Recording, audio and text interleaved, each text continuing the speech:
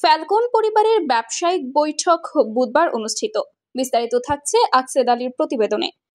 RFL এর মধ্যেই আমাদের আরো 16টা কোম্পানি আছে উইদিন আরএফএল, এবং এক একটা কোম্পানি দেশের অন্যতম সম্ভাবনাময় বাণিজ্যিক ব্র্যান্ড ফ্যালকন ব্যবসায়িক অংশীদারদের নিয়ে একটি বিশেষ বৈঠকের আয়োজন করেছে।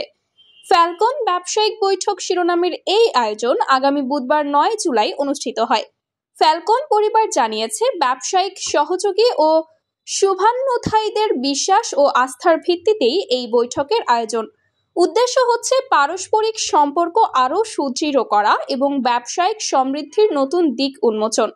ফ্যালকনের head of marketing Ankan, head of sales Mohammad Shihab Ali, divisional manager Ershad Hossain এবং জোনাল ম্যানেজার ওমর ফারুক বৈঠকে উপস্থিত ছিলেন।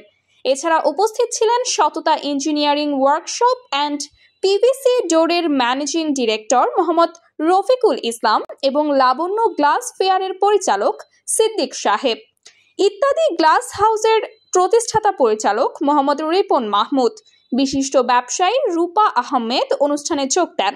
আয়োজক সূত্রে জানা গেছে, অনুষ্ঠানের সময়সূচি অনুযায়ী সন্ধ্যা 6:30 অনুষ্ঠান শুরু হবে।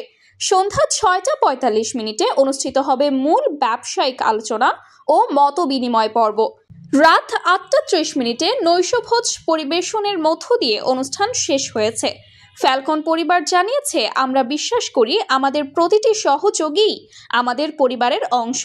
আপনাদের উপস্থিতি, পরামর্শ ও খোলামেলা মতামত আমাদের ব্যবসায়িক যাত্রাকে আরও সমৃদ্ধ করতে সহায়তা করবে।